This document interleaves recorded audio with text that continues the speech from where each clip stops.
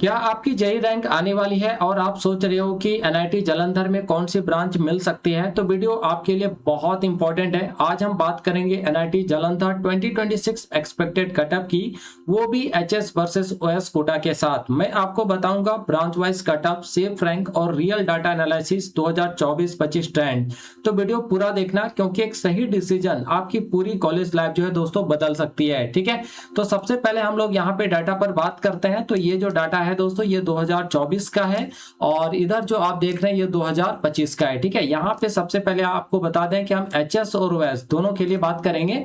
ठीक है, जिस भी ब्रांच की बात करेंगे एचएस और ओएस दोनों। और जो सीट टाइप है ये आपका ओपन, यानी हम लोग जनरल कैटेगरी के लिए यहाँ पे अभी बात कर रहे हैं। ठीक है, अगर आप अदर कैटेगरी से बिलोंग करते हैं, ओबीसी, एनसीएल हो या फिर ईडब्ल्यूएस, तो उसके लिए हम अलग से पर्टिकुलर वीडियो यहाँ पे बना देंगे। तो सबसे पहले हम लोग बात करते हैं बायोटेक्नोलॉजी। तो अगर हम लोग 2024 में देखें तो 56,402 रैंक पर ओपनिंग हुआ था और क्लोजिंग जो है दोस्तों वो आपका 67,216 रैंक पर देखने को मिला। जबकि 2025 में यही जो क्लोजिंग है वो आपका 79,511 रैंक पर देखने को मिला था एचएस के अंदर। ठीक है, लेकिन ओएस में जो क्लोजिंग हुआ था वो आपका 47,967 पर, जबकि 2025 में यही जो क्लोजिंग है वो आपका 49,981 रैंक पर ओएस के अंदर देखने को मिला था। ठीक है, अगर हम लोग केमिकल इंजीनियरिंग की बात करें तो एचएस में आपका क्लोजिंग जो है 56,583 रैंक पर, जबकि 2025 में यही क्लोजिंग जो है वो आपका 57,036 रैंक पर देखने को मिला।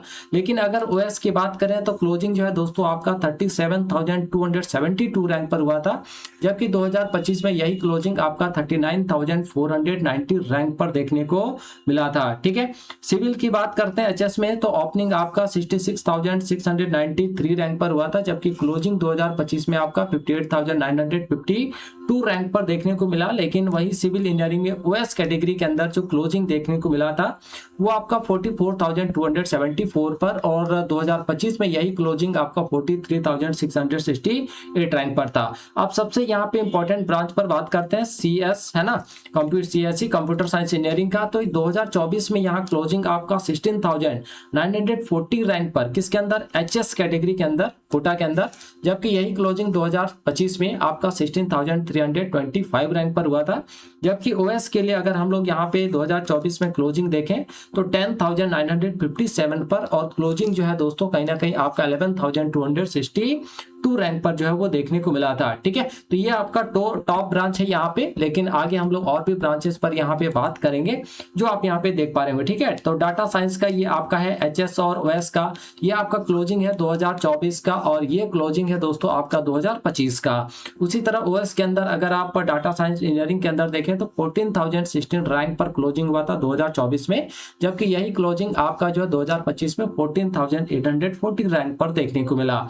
अगर यहाँ पे अदर कोर ब्रांचेस जैसे इलेक्ट्रिकल इंजीनियरिंग की बात करें तो एचएस के अंदर जो क्लोजिंग हुआ था वो 33,719 रैंक पर 2024 में, लेकिन यही क्लोजिंग 25 में आपका जो है 29,947 पर, यानी बहुत ज्यादा फ्लक्चुएशन यहाँ पे देखने को मिला था। ठीक है, वही ओएस के लिए बात करें तो 21,545 रैंक पर आपका क्लोजिंग हुआ लेकिन 2024 में, लेकिन 2025 में यहाँ पे 20,150 रैंक पर जो क्लोजिंग देखने को मिला है। ठीक है, बाकी आप देख सकते हैं इलेक्ट्रॉनिक्स एंड कम्युनिकेशन इंजीनियरिंग के अंदर क्या क्लोजिंग रैंक रहा था 2024 में एचएस और ओएस के अंदर, उसी तरह से 2025 का आप डाटा यहाँ पे दोस्तों देख सकते हो, है ना, इलेक्ट्रॉनिक्स एंड कम्युनिकेशन इंजीनियरिंग का। ठीक है, उसके बाद आपका इलेक्ट्रॉनिक्स एंड वीएलएसआई इंजीनियरिंग है जिसका एचएस और ओएस का क्लोजिंग आपका इतना रहा, और 2025 में यही क्लोजिंग आपका 27,873, और आपका 2025 में ओएस के अंदर जो क्लोजिंग हुआ था वो 17,244 रैंक पर जो है देखने को मिला था। ठीक है, चलिए आगे हम लोग बात करते हैं। और भी ब्रांचेस है जिसमें आपका इंडस्ट्रियल एंड प्रोडक्शन इंजीनियरिंग है। ठीक है, उसके बाद आपका इंफॉर्मेशन टेक्नोलॉजी का ये पूरा डाटा आप यहाँ पे देख पा रहे होंगे। फिर आपका इंस्ट्रूमेंटेशन एंड कंट्रोल इंजीनियरिंग का है दोस्तों। उसके बाद मैथमेटिक्स एंड कंप्यूटिंग के अंदर हम लोग बात करें तो यहाँ पे सारे डाटा आप जो है देख पा रहे होंगे। ठीक है, तो आगे हम लोग यहाँ पे बढ़ते हैं और सबसे जो इंपॉर्टेंट चीज है वो हम लोग यहाँ पे देखते हैं मैकेनिकल के अंदर।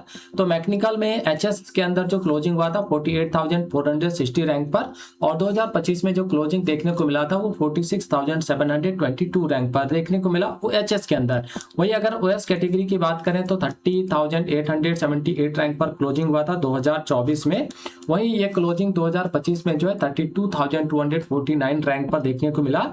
और सबसे अगर हम लोग लोअर की बात करें टेक्सटाइल टेक्नोलॉजी का, तो एचएस के अंदर जो क्लोजिंग हुआ था 2024 में वो 80,933 रैंक पर हुआ था, जबकि 2025 में यही क्लोजिंग आपका 90,000 के आसपास जो है देखने को मिला था। ठीक है, ओएस के अंदर टेक्सटाइल में जो क्लोजिंग हुआ था 2024 में वो 50,863 पर, जबकि क्लोजिंग जो है दोस्तों आपका 700 रैंक पर जो है देखने को मिला था। ठीक है, लेकिन सबसे इंपॉर्टेंट जो चीज है वो 2026 के लिए कि एनआईटी जालंधर के लिए एक्सपेक्टेड कटअप क्या हो सकता है 2026 में, है ना। तो यहाँ पे हम सबसे पहले जो बात करने वाले दोस्तों वो सीएसई को लेकर बात करने वाला है, यानी कंप्यूटर साइंस एंड इंजीनियरिंग का। ठीक, अगर हम लोग 2026 की बात करें तो ओएस के अंदर है ना 9K से दोस्तों आपका यहाँ जो है अगर 12K के बीच आपका रैंक है तो यहाँ पे आपको कोई दिक्कत होने वाला नहीं है। वहीं अगर हम एचएस की बात करें दोस्तों तो एचएस के अंदर अगर आपका 13K से लेके अगर आपका 17K के आसपास आ रहा है तो ये हम यहाँ पे एक्सपेक्टेड की बात करें, अगर इतना रैंक आ रहा है 2026 में तो आपको आसानी से कहीं ना कहीं आपको यहाँ पे सीएस मिलता हुआ दिखाई देगा। ठीक है, वहीं दोस्तों अगर हम लोग आईटी, डाटा साइंस, डीएस की बात कर रहे हैं, ठीक है, और एमएनसी, अगर ये तीनों ब्रांचेस की बात करें तो ओएस के अंदर अगर ओएस में 11K से लेके आपका 16K के आसपास अगर रैंक आता है तो आसानी से यहाँ पे एडमिशन देखने को मिल सकता है ना 2026 में। वही अगर हम लोग एचएस की बात करें तो 16K से लेके दोस्तों आपका 22K तक यानी 22,000 तक अगर आपका रैंक आ रहा है तो कहीं ना कहीं आईटी और डाटा साइंस के अंदर आपका एडमिशन देखने को मिल सकता है। ठीक है, अब सर्कुटल ब्रांचेस अगर हम लोग ईसीई की बात करते हैं थोड़ा सा यहाँ पे, तो ईसीई के अंदर अगर हम लोग 2026 में ओएस की अगर हम लोग बात करें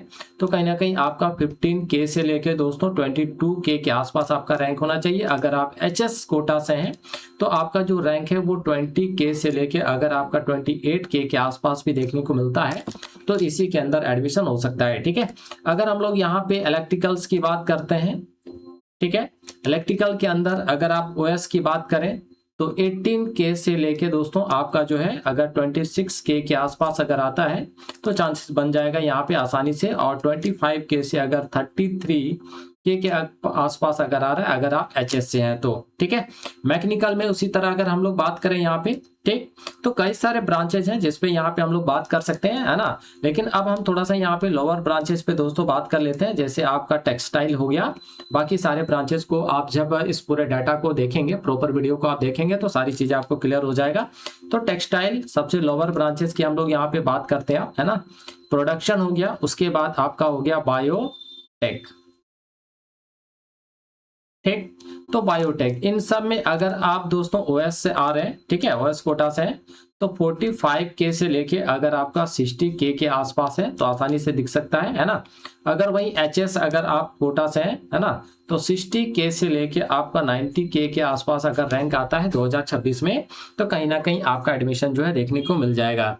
अगर सीएससी कटअप 2025 में की बात करें दोस्तों तो यहाँ पे काफी इंप्रूवमेंट हुआ है ना, 12K तक यहाँ पे गया है। वही 2026 में और टफ होने की यहाँ पे संभावना है। अगर एचएस कोटा में हमेशा रैंक रिलैक्सेशन मिलता है तो 15K से 30K के बीच अगर आपका आ रहा है तो कोई दिक्कत नहीं है।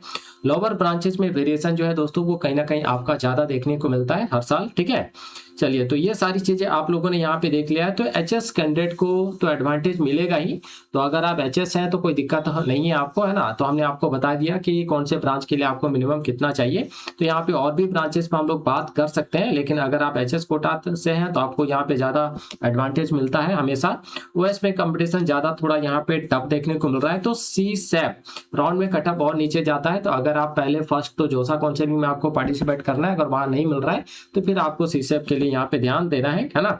उसमें ट्राई करना है कि कहीं ना कहीं आपको अच्छा जो है रैंक आपका जो अच्छा कॉलेज मिल जाए। ठीक है, तो ये सारी चीजें हैं दोस्तों। तो इस तरह से आप यहाँ पे सारी डाटा को देखने के बाद आपको क्लियर हो जाएगा कि 2026 के लिए आपका मिनिमम क्या रैंक होना चाहिए, है ना, ताकि आपको आसानी से NIT जालंधर में जो है एडमिशन देखने को मिल जाए। ठीक है, तो आई होप दोस्तों आप सबों को जो डाटा हमने आपको दिया तो ये सारा डाटा क्लियर हो गया होगा कि कौन सी रैंक पर NIT जालंधर में कौन सी ब्रांच जो है मिल सकती है। अगर आप स्मार्ट चॉइस फिलिंग करेंगे तो एवरेज रैंक में भी जो दोस्तों बेस्ट ब्रांच ले सकते हो। ठीक है, तो अगर वीडियो हेल्पफुल लगी हो तो लाइक करो, चैनल सब्सक्राइब करो और कॉमेंट में अपनी रैंक लिखो।